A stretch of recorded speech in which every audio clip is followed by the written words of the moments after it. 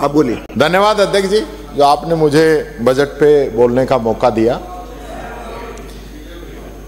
2 लाइनों के साथ ही शुरू करना चाहूंगा। गुरुजी आप तो चुप रहो कि उसूलों पर जहां आंच आए टकराना जरूरी है। जो जिंदा है तो जिंदा नजर आना जरूरी है। आज सड़कों पर लिखे हैं सैकड़ों नारे, ना देख घर अंधेरा देख, तू आकाश के तारे ना देख। सिर्फ हंगामा खड़ा करना मेरा मकसद नहीं, सारी कोशिश यह है कि सूरत बदलनी चाहिए। सियासत इस कदर आवाम पर एहसान करती है कि सियासत इस कदर आवाम पर एहसान करती है, पहले आंखें छीन लेती है, फिर चश्मा दान करती है, फिर चश्मा दान करती है। माननीय अध्यक्ष महोदय,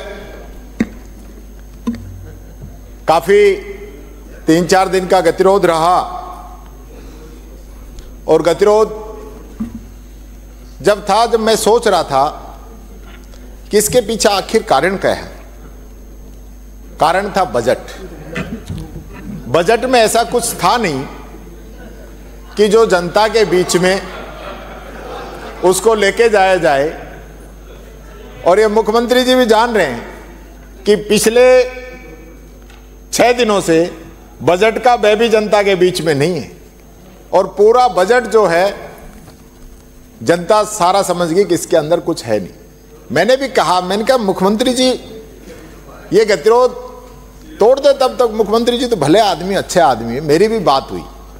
फिर मेरे को पता चला कि मुख्यमंत्री पे तो दबाव मंत्रियों का है कि सब ऐसे ही चलने दो ताकि नहीं ये क्वेश्चन पूछेंगे हमसे। यही स्थिति थी। तो ये हकीकत थी। बीच में एक बात हो रहा है कि भाई दलित को दबाया जा रहा है, दलित को दबाया जा रहा है। तो मैंने कहा, मैंने अंदाजा लगाया। पिछली बार की बात सुनो। ये बेडम साहब हमारे पड़ोसी हैं। ये बेडम साहब एकदम मेरे पड़ोसी हैं। इनकी रिश्तेदारी भी अलवर में। इन्होंने ये बात पिछली बार जब हमने कहा कि किरोड़ी जी का फोन टेप हो रहा है, हम यहां पे हंगामा कर रहे थे, तो ये इनको पता था कि आज नेता प्रतिपक्ष का भाषण होगा। तो इन्होंने यहां कह रहे सरकार से जवाब दिलवाओ, तो जोगाराम जी और ये दोनों बतला लिए कि यहां तो जवाब अपने को देना ही नहीं है, बाहर जाके जवाब दे के आए मीडिया में। वही जवाब यहां दे देते तो क्यों तो हम 7 घंटे यहां नारे लगाते और क्यों हमारा स्पीच नहीं बोलते। तो ये मुख्य कारण ये है कि सरकार नहीं चाहती थी कि उस दिन बेडम साहब जो वक्तव्य सदन पे दे, वही बात आपने अगले दिन कह दी।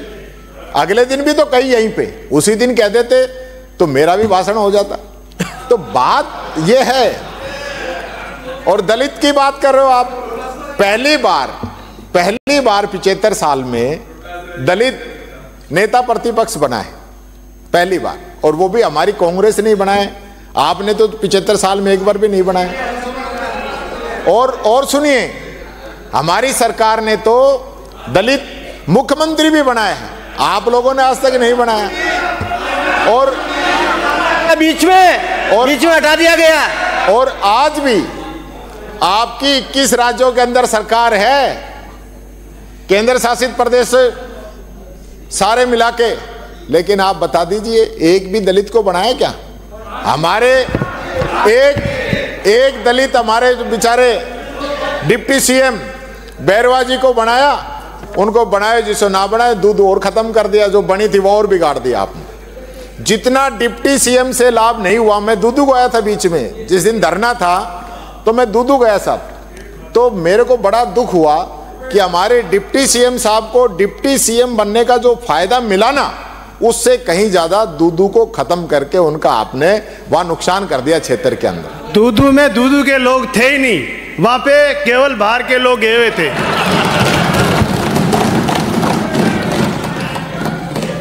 हमारी पिछली सरकार थी ना, तो मुख्यमंत्री जी 4 दलित कैबिनेट मंत्री थे, 5 आदिवासी मंत्री थे।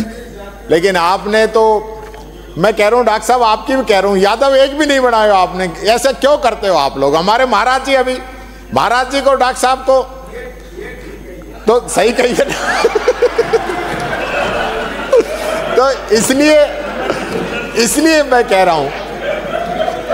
और ये बेडम साहब मेरे से ये भी कह रहे थे कि यार ये भी कह देना आज ये बोलो तो कि एक गुजर कैबिनेट तो बना दे, मेरे को भी गृह राज्य बना रखो है, स्टेट ही बना रखो है, और स्टेट भी ऐसा जिसके पास स्वतंत्र प्रभार नहीं।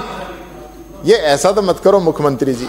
भरतपुर को होके भरतपुर वालों का ध्यान नहीं रख रहे। मैं समझता हूं पड़ोसी को सबसे ज्यादा नुकसान है, या तो गुरुजी अलवर में नुकसान है या भरतपुर में नुकसान है। तो इस पे मैं समझता हूं आप जरूर ध्यान देंगे। अभी एक वाक्य आया लोकसभा के अंदर, आपके गृह मंत्री ने कहा कि अंबेडकर अंबेडकर अंबेडकर एक फैशन बन गया, ये नहीं बनना चाहिए। तो मैं आपको तो वो बात अच्छी लगी होगी, लेकिन दलितों को, हमारा एक ही दलित है in union government. You don't even a Dalit ministry in your top ministries. Mister Arjun Ram Meghwal from Rajasthan is a Dalit, but he is not even a cabinet minister. This is your liking about Dalits. ये बताती है कि आप लोगों की भारत सरकार में कोई टॉप मिनिस्ट्री में दलित नहीं है। You have BJP ruling government in 21 state and UTs, but you don't have a single Dalit chief minister about Dalits. ये बात आपको सोचनी पड़ेगी कि ये ऐसा सब क्यों हो रहा है। हमारा तो राष्ट्रीय अध्यक्ष भी दलित है, खड़गे जी हमारी पार्टी के चुने हुए प्रेसिडेंट हैं। तो आपके बीजेपी में भी मेरे को पता चला चुनाव चल रहे हैं। जोगाराम जी आप बात कर रहे हैं, देखो सर संसदीय मंत्री बात कर रहे हैं आपस में। तो बीजेपी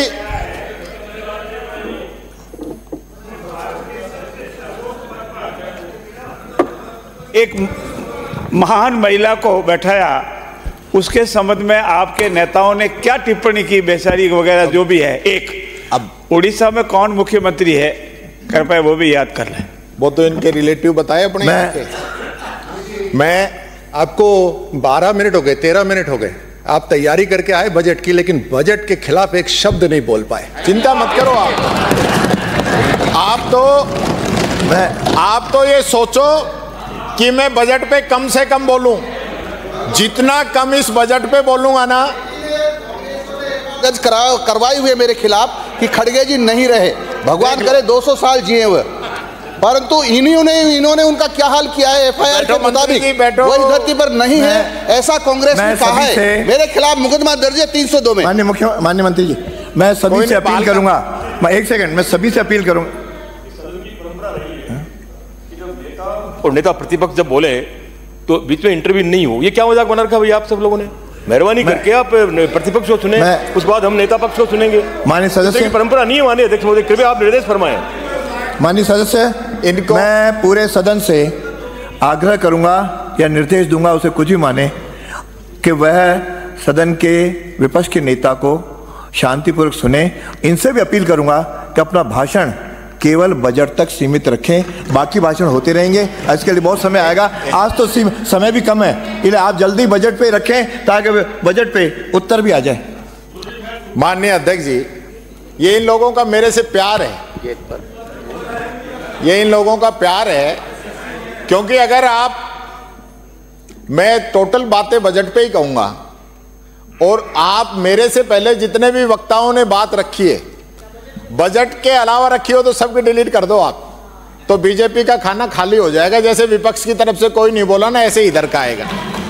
मैं देख रहा हूं पीछे से क्या क्या ये लोग बोल रहे हैं, उसको भी मैं आपसे निवेदन करना चाहूंगा कि हम यहाँ नहीं थे। जो पीछे से जो टिप्पणियां की गई हैं, जो जिनकी भाषा सम्मानजनक नहीं है, उनको भी आप हटाने का काम करें। अब मैंने एक कविता बनाई आप लोगों के ऊपर, उसको मैं सुनाना चाहूंगा। आप कहते हो डबल इंजन कि डबल इंजन की सरकार आई थी इस बारी, योजनाओं का नाम बदलकर भाजपा कहती ये है हमारी, भ्रष्टाचार की सीमाएं लांघ चुकी है सारी, डबल इंजन की सरकार आई थी इस बारी।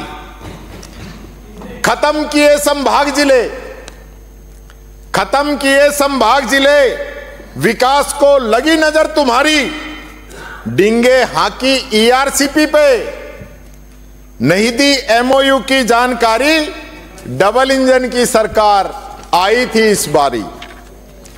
शिक्षा पर है चुप्पी साधी, बंद किए स्कूल सरकारी, विधवा बूढ़े दिव्यांग आदि पेंशन नहीं की जारी, डबल इंजन की सरकार आई थी इस बारी। टूटी सड़कें, उफनते नाले, बहुत हुई बेगारी, जल की एक एक बूंद को तरसे देखो जनता हमारी, डबल इंजन की सरकार आई थी इस बारी। पेपर लीक, अटकी नियुक्तियां, बढ़ती बेरोजगारी, युवा हुए मजबूर, प्रतिभावी जीवन हारी, डबल इंजन की सरकार आई थी इस बारी। रेप, लूट, हत्या, हिंसा से कि रेप, लूट, हत्या, हिंसा से डरते प्रदेश के नर नारी, सक्रिय है खनन माफिया।